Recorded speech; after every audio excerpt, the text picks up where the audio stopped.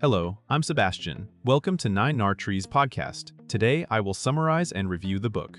Capitalism, A Global History by Sven Beckert. Presents capitalism not as a uniquely Western invention or a simple story of markets and innovation, but as a system built through worldwide connections, power, and conflict. Drawing on Beckert's well-known approach to global economic history, the book follows how trade routes, empires, finance, labor regimes, and state policies intertwined to create modern capitalist economies. Instead of treating capitalism as a smooth rise of free exchange, it emphasizes uneven development. Some regions accumulated capital and political influence, while others were reorganized to supply commodities, labor, and land. The narrative highlights how plantations, industrialization, migration, corporate structures, and international institutions shaped everyday life and global inequality. Readers can expect a clear, big-picture account that links local changes to global transformations, showing how capitalism evolved over time and why it looks different across regions. The result is a framework for understanding current debates about globalization, crisis, and reform in historical perspective. I will give you key takeaways from this book. Firstly, capitalism as a global system, not a national story. A central theme is that capitalism developed through cross-border networks rather than within isolated nations. The book frames capitalism as a moving, adaptive system that linked distant regions through commerce, credit, shipping, and information flows.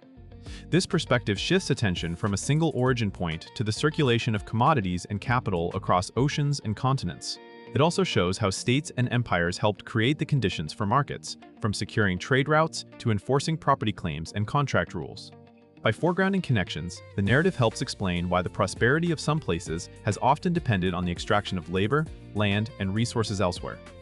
The global lens also clarifies how shocks travel. A slump in demand, a war, or a financial panic can ripple through supply chains and credit systems, reshaping livelihoods far away.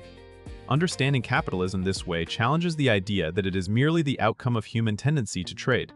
Instead, it appears as a historically specific arrangement made and remade through political choices, coercion, and institution building.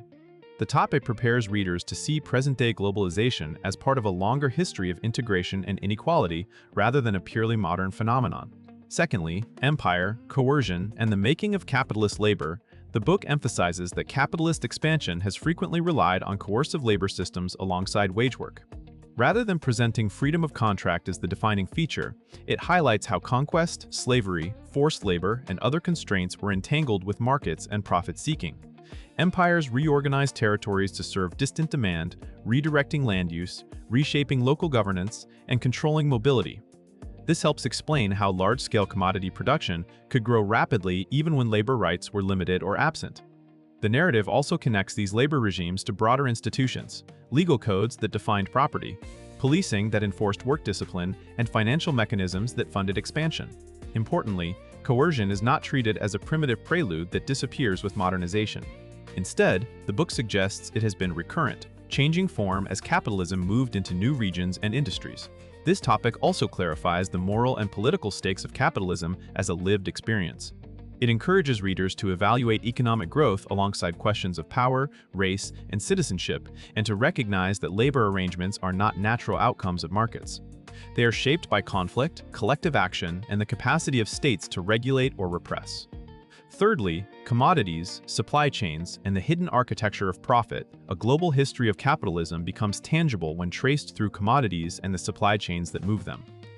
The book highlights how everyday goods connect distant producers and consumers through layers of merchants, financiers, insurers, shippers, and regulators.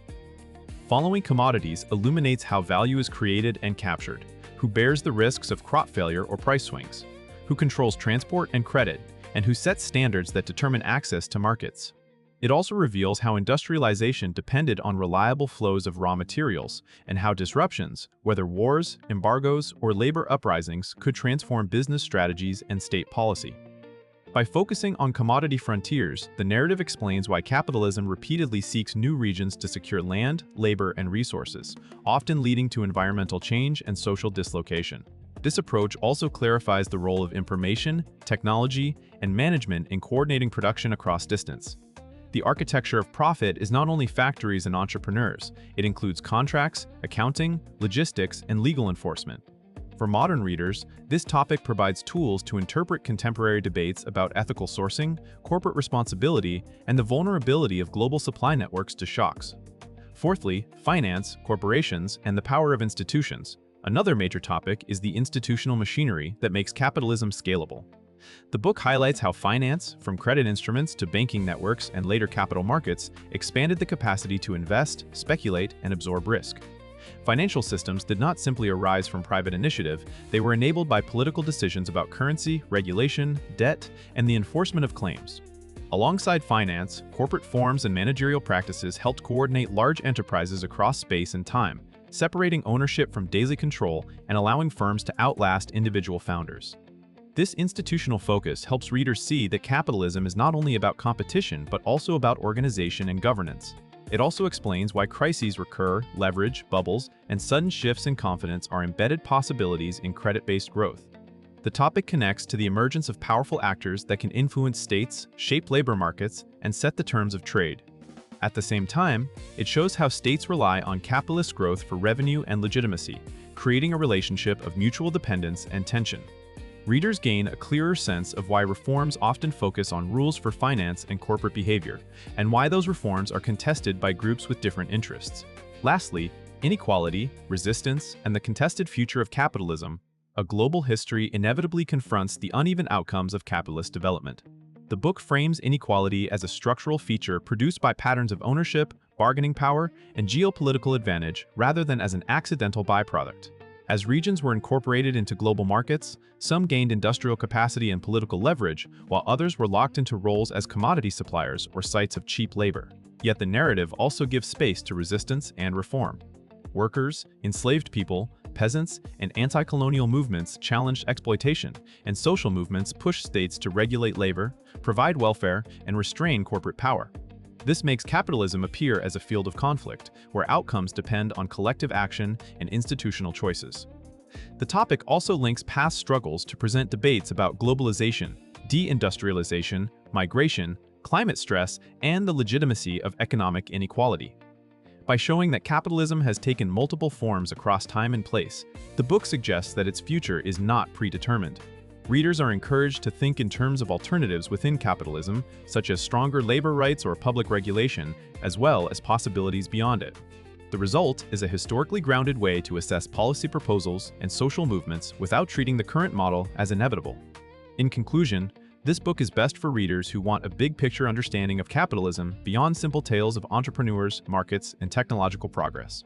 Students of history, economics, politics, and international relations will benefit, as will general readers trying to make sense of globalization, inequality, and recurring financial turmoil. The main life benefit is conceptual clarity, by tracing how states, empires, labor systems, and supply chains shaped capitalism. The reader gains a framework for interpreting news about trade conflicts, corporate power, labor precarity, and price shocks with less confusion and more historical perspective.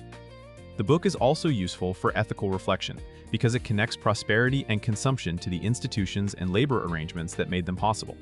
Compared with many capitalism overviews that focus narrowly on Western industrialization or abstract economic theory, Beckert's global and institutional approach helps explain why capitalism looks different across regions and why coercion and conflict have often accompanied growth. That breadth makes it worth buying. It equips the reader with a map of how the modern world economy was built and why reform debates are so contentious today. If you would like to support Sven Beckert, you can buy the book through the Amazon link I've provided in the podcast description. After reading the book, please let me know what you think and share your thoughts. See you around.